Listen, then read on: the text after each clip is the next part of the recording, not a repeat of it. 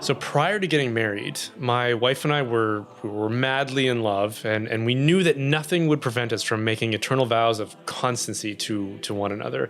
But there was this slight problem that she wasn't Catholic, and I was newly converted. And though she was receptive to the idea of converting, as she was already considering herself something of a newly minted Christian of sorts, one of the big issues to overcome was the understanding of the church's teaching of contraception and how to align ourselves with it. Because having been raised in the secular world and its many convincing platitudes and conventions, it was hard for us to get our heads around the mindset that having children is an adversity that has to be regulated and restricted to reasonable measures, like 2 to 3 at most per family, and only when the couple feels ready to make those additions. So we tried to study the issue and try to understand what the church taught, with Dr. Janet Smith's infamous, or somewhat infamous, Contraception, Why Not recordings being essential for our conversion on this topic. I remember listening to the first half of it with my at the time girlfriend, who is now my wife, who was, to describe her, I would say she was initially annoyed by the arguments that were being made, if not angry at the presentation. And then by the end of the second half, she was convinced it was true. So with that last obstacle out of the way, we knew we could proceed with her joining the church in our eventual matrimony.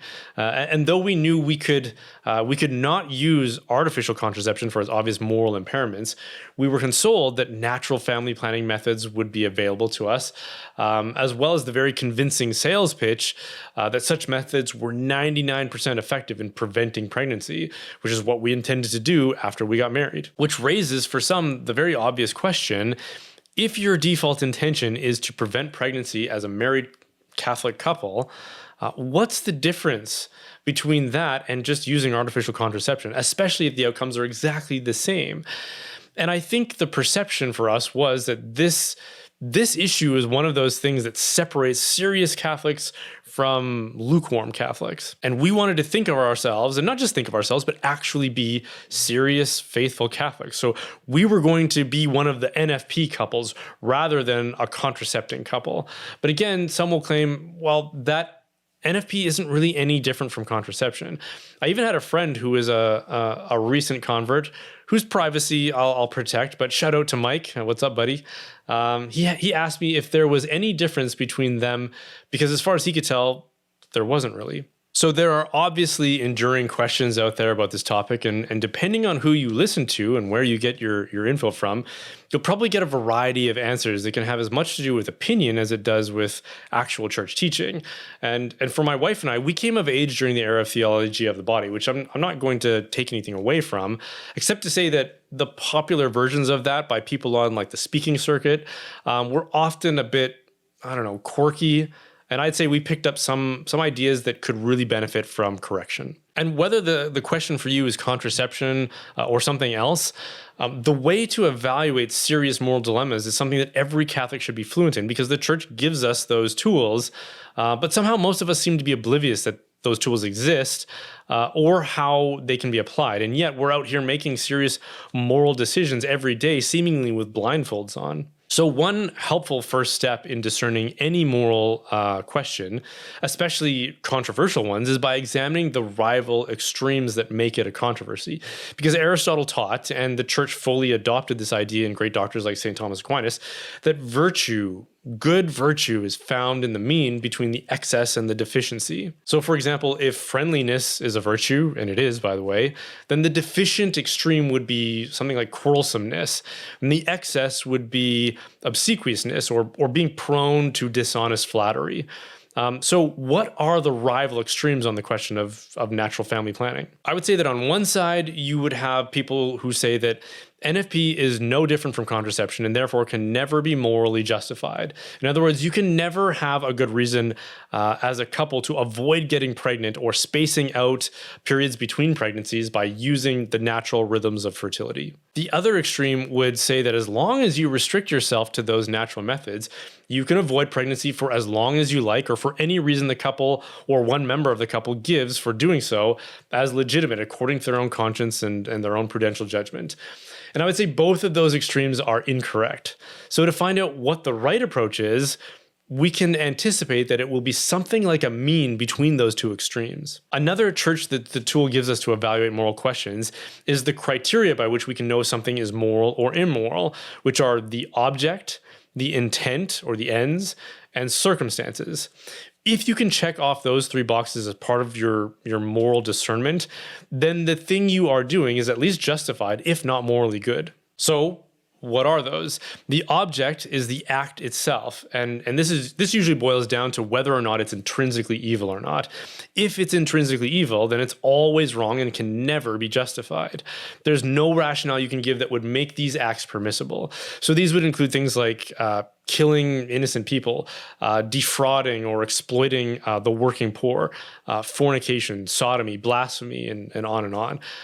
If you can't check off this box, then there's no point in going on to the other two criteria for further evaluation. But if the act in question can be justified under certain circumstances, then we can move on to the other criteria. So let's take something like donating money to charity. Is that intrinsically evil? Obviously not. Okay, then what about the intent or the end? Well, if I'm doing it for the sake of vanity and like self-promotion, basically to be seen as a good person, then that's a bad motive and the act becomes morally compromised.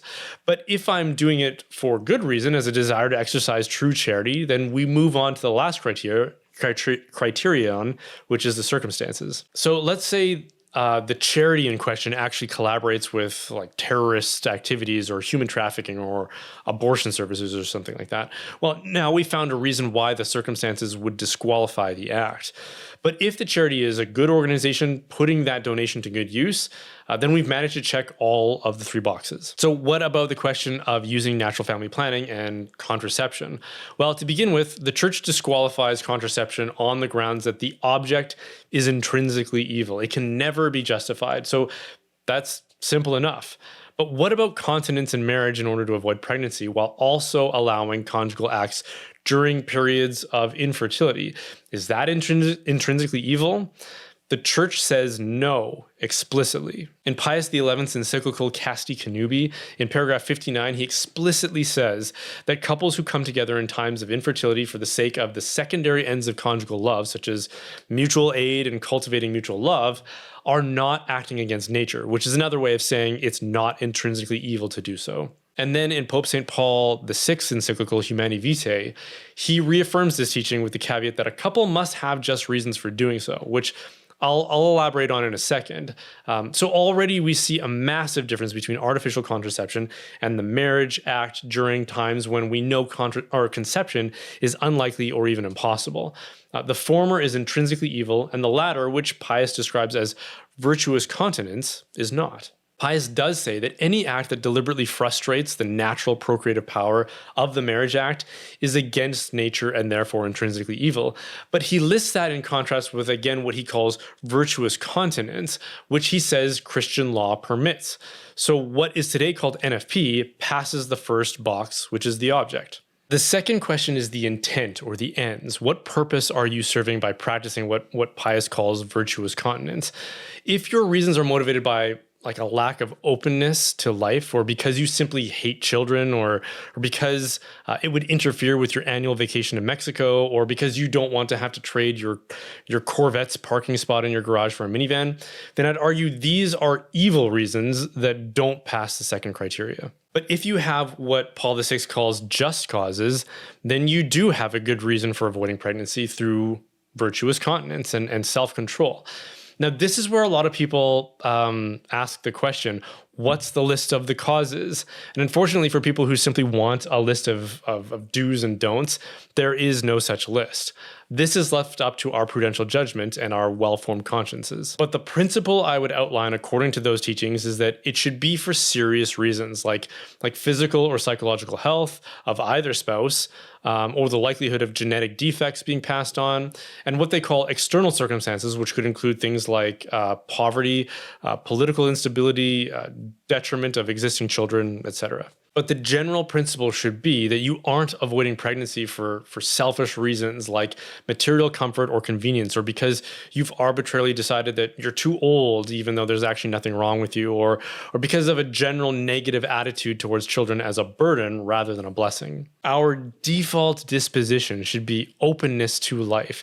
That should be normative. And the times when we are avoiding it should be the exception. And if you're going into marriage thinking that the exception should be the norm, then I would argue you need an attitude adjustment, or you're just simply not ready for marriage and everything that it entails. So in the case of my family, for example, our circumstances are such that we currently have 8 kids and only 3 bedrooms. So when you go into some of the kids' rooms after they've been sleeping in it all night, it like the air feels like someone was running a hot bath in there all night. Like, is there any oxygen in here that hasn't been used up yet? So at the moment, we're trying to address our living situation, either, I don't know, building a bedroom or maybe moving somewhere that can fit more sleeping space for the kids. That for some people, like weaker people, that could be a justified reason for spacing out births. But for us, we don't care. Just get more bunk beds. You don't need oxygen when you sleep. The last thing I would say here is that while these criteria can be used to judge your own discernment on these questions, they can't be used to judge other couples. So let's say you know a couple with like few children and you think, oh, they must be abusing NFP. That's possible. That's a possible conclusion, but that would be a rash judgment on your part because you have no way of knowing what their intentions are or what circumstances are motivating that decision. Perhaps there's a medical issue or a financial issue that you just don't know about. Or maybe even there's an infertility issue going on there that's not even a choice. So though these tools are available to us to help apply prudential judgment, they certainly don't exist for us to judge others based on variables that we have no way of knowing about. Okay, thanks for watching that. I hope that was a blessing to you, that it encouraged you and edified you in your journey with the Lord. And if it did, and if you want to support the work that we're doing as a result, which thank you so much for considering that because we really do need your help to make this viable. Then there's a few ways you can do that. You can go to brianholdsworth.ca/help, which is obviously my website. And there's some options there. One is to just contribute through my website. The other would be to join us over on Locals, where you can interact with me and other like-minded people. You can gain access to exclusive content where we're doing live streams and I'm uploading videos and things like that. But we're also doing a secret philosophy study with a secret philosopher academic who's joining us once a month to take us through difficult texts that we want to read on our own, but we need some clarification and some guidance on that. So right now we're working through some works by St. Thomas Aquinas with him, and he's a Thomistic philosopher. So if that's interesting to you, join me on brianholdsworth.locals.com. And again, you can check out my website at brianholdsworth.ca/help.